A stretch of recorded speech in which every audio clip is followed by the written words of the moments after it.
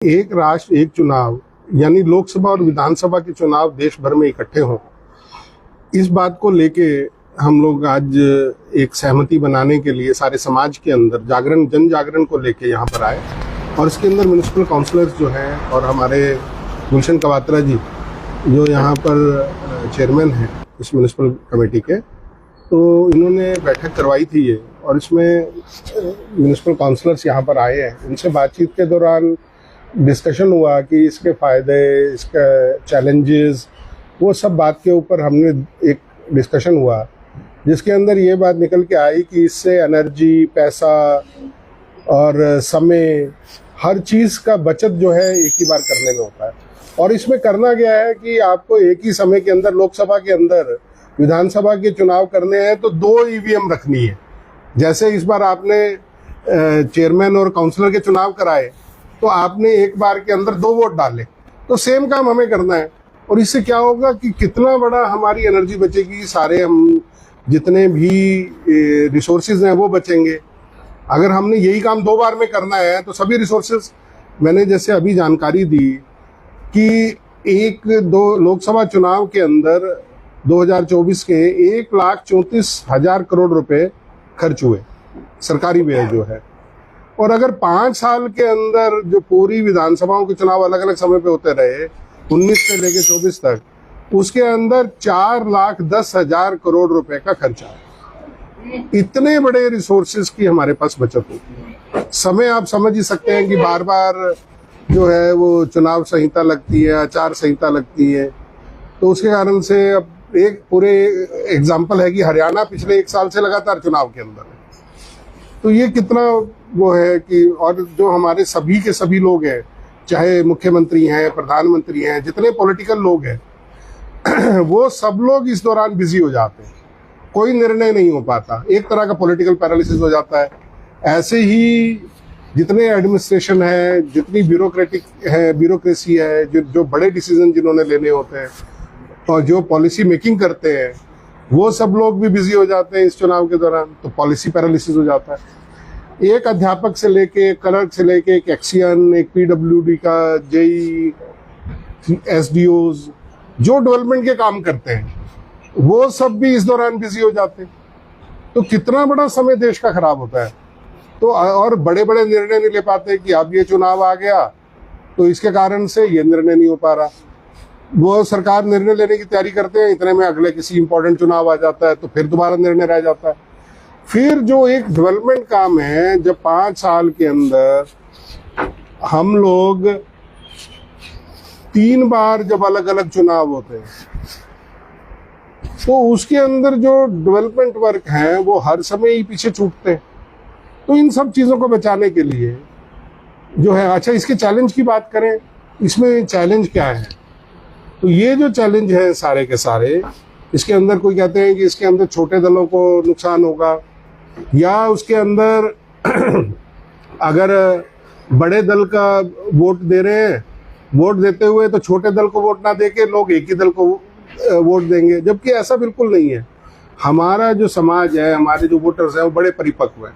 Orissa example है। उड़ीसा के अंदर क्या एक ही समय चुनाव होता था, लोकसभा में कोई पार्टी जीतती थी, विधानसभा के अंदर दूसरी पार्टी जीतती थी। दिल्ली के अंदर क्या हुआ, 67 सीट एक पक्ष ने जीते 70 में से, और उसी 6 महीने के बाद जो चुनाव हुआ तो 7 की 7 लोकसभा दूसरे पक्ष ने जीती। तो आप जो लोग इसका विरोध करते हैं वो ये सोचते हैं कि हमारे वोटर परिपक्व नहीं है क्या? हमारा लोकतंत्र आज सबसे परिपक्व लोकतंत्र के अंदर है, और दुनिया का सबसे बड़ा लोकतंत्र है, और दुनिया का सबसे प्राचीन लोकतंत्र है। अगर हम चाणक्य को याद करें तो उसके पिता आचार्य चाणक्य ने नंद के ऊपर प्रश्न खड़ा कर दिया था। क्या कोई उस समय ये सोच सकता है कि एक राजा के ऊपर प्रश्न खड़े करे? ये तो लोकतंत्र तब से चल रहा है, आज से 2300 साल पहले से, और आज तक भी ये लोकतंत्र वैसा ही सशक्त है। तो छावड़े जी, जैसा हरियाणा में पूरा आप लगातार प्रचार कर रहे हैं इस बात का, तो हरियाणा के लोग किस तरह का समर्थन दे रहे हैं? देखिए, मैं सबसे आज यहाँ भी मैं सबसे पूछ रहा हूँ कि अगर कोई लगता है कि इससे कोई किसी तरह का कोई नुकसान है इस बात को करने में, तो आप हमें बताएं। अगर हम शंका आपकी दूर नहीं कर पाएंगे तो हम इसका पूछेंगे, ऊपर से बात करेंगे कि क्या इसका हल है, सॉल्यूशन है। लेकिन कोई भी प्रश्न आज तक हमारे सामने नहीं आया।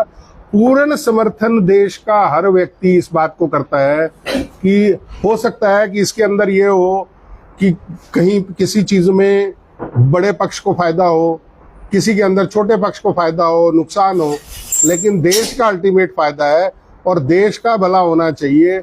अगर हमें इसको विकसित राष्ट्र बनाना है तो विकसित राष्ट्र बनाने के अंदर जो जो हर्डल्स हैं, जो भी हर्डल्स हैं, उन्हें हटाना पड़ेगा। 2047 के अंदर देश 100 साल का होने वाला है।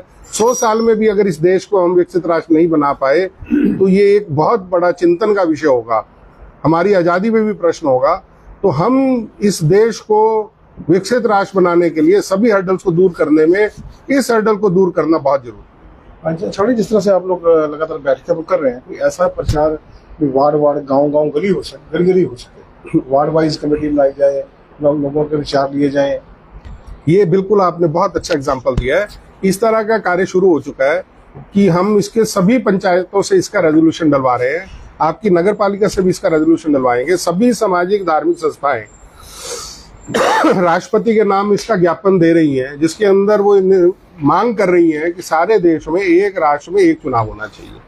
उस ज्ञापन की प्रतिलिपि जो है ये हमारे कर्नल साहब के पास है, ये देखिए, ये राष्ट्रपति के नाम ज्ञापन है और ये सबके सिग्नेचर है इसके अंदर। तो ये ज्ञापन हम सभी धार्मिक सामाजिक संस्थाओं से और इसका जन जागरण में हम लोग लगे हैं। अरे बिल्कुल, एक बात सबसे बड़ी डिफेंस हमारी जो आर्मी है, और सबसे बड़ा देखिए बॉर्डर खाली नहीं छोड़ सकते, क्योंकि देश के अंदर लगातार आप जैसे चुनाव रहते हैं, मिलिट्री वार रहती है, ये मेन मुद्दा है। बहुत बड़ा मुद्दा है जी, सभी मेन मुद्दे हैं, लेकिन ये भी एक मेन मुद्दा है कि हम अपनी पैरामिलिट्री फोर्सेस का लगातार 5 साल चुनाव के लिए उपयोग कर रहे हैं। तो जो उसका मूल काम है उसके अंदर कहीं ना कहीं गैप आता है। ऐसे ही जो हमारे अध्यापकों का हम अधिकतर समय इन चीजों में उपयोग कर रहे हैं, वो क्यों है, किस लिए होना चाहिए? वो जब एक समय चुनाव हो जाएगा तो वो होगा ही नहीं, वो अपने काम को करेंगे। अल्टीमेटली इसको करना तो हमारा ही काम है ना, हम सबको ये सरकार तो चुननी है ना, और एक लोकतंत्र की सरकार चुनने के लिए वो सबकी जिम्मेदारी है कि सब मिलकर उसके अंदर मेहनत करें। लेकिन वो बार बार करें, हर बार करें, ये जरूरी नहीं है।